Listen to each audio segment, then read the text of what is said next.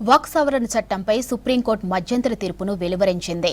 చట్టంలో వివాదాస్పదంగా ఉన్న పలు కీలక అంశాలపై స్టే విధిస్తూ supreme court chief justice BR Gavai ధర్మాసనం కీలక ఆదేశాలను జారీ చేసింది.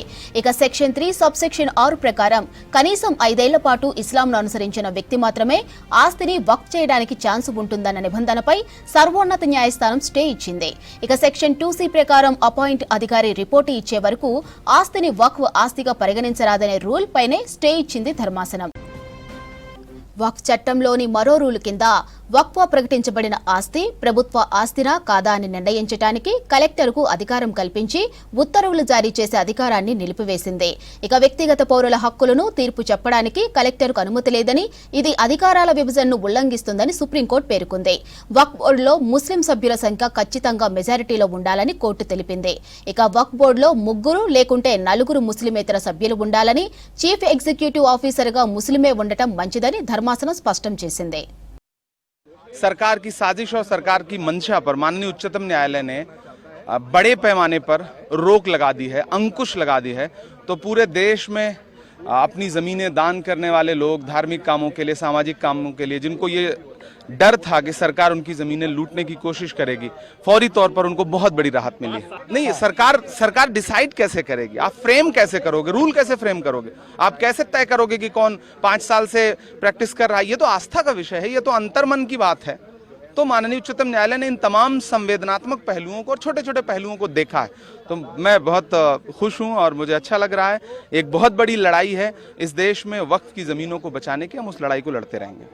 तो वो एक बहुत अच्छा ऑर्डर है वक्फ के प्रोटेक्शन के लिए, ये एक बहुत लैंडमार्क ऑर्डर है। तीसरी बात उसके बाद जो थी कि वक्फ बाय यूज़र के जो अनरजिस्टर्ड वक्फ बाय यूज़र है वो एक्ट के तहत प्रोटेक्टेड नहीं था।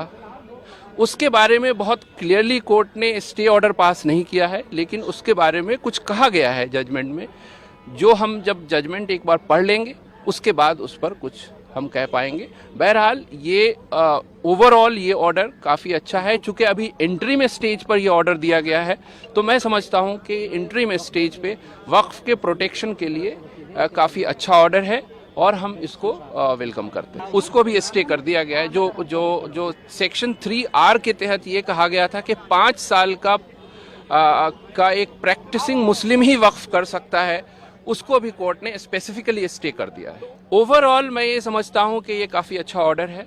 एक वक्फ बाय यूज़र के सिलसिले में जो काफ़ी कंसर्न था कम्युनिटी का, उसके बारे में भी कोर्ट ने कुछ कहा है और उसको हम पढ़ेंगे। लेकिन ओवरऑल वैसे देखा जाए तो वो अच्छा ऑर्डर है, हम इसको काफ़ी वेलकम करते हैं। वक्फ बाय यूज़र पे हमारी बात मान ली गई है। इसके साथ साथ जो है प्रोटेक्टेड मॉन्यूमेंट के ऊपर भी हमारी बात मान ली गई है कि कोई थर्ड पार्टी क्लेम नहीं होगा, ये बात मान ली गई है। 5 साल की जो कैद लगाई गई थी वो हटा दी गई है और इसके साथ साथ जो है उम्मीद पोर्टल को डेट को एक्सटेंड करने की बात कही गई है। और वक्फ बाय यूज़र के ऊपर भी हमारा जो वो था कि इसको इस तरह से आर्बिट्री ख़त्म नहीं होना चाहिए, वो बात मान ली गई है। सरकार जो क्लेम करती थी कि हमारी प्रॉपर्टी है तो वक्फ बोर्ड नहीं तय करेगा, ट्रिब्यूनल नहीं तय करेगा, वो बात ख़त्म हो गई है।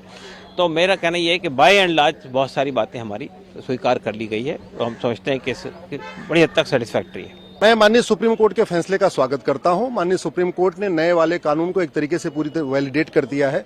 बहुत सारे ऑब्जेक्शन लिए गए थे, बहुत सारे धाराओं पे स्टे करने की मांग की गई थी, माननीय सुप्रीम कोर्ट ने उसको नकार दिया है। केवल उनको इतनी रिलीफ मिली है कि जो नए वाले कानून में व्यवस्था थी कि जो 5 साल तक प्रैक्टिसिंग मुस्लिम होगा वही वक्फ कर पाएगा, उसको माननीय सुप्रीम कोर्ट ने स्टे किया है। बाकी और सारी मांगें नकार दी गई हैं।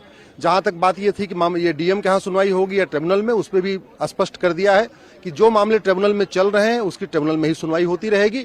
लेकिन जो नया आएगा विषय वो डीएम के सामने जा सकता है, या वो आदमी कोई ट्रिब्यूनल में ले जाना चाहे तो ट्रिब्यूनल में भी, उसमें कोई अभी तक रोक नहीं लगाई है।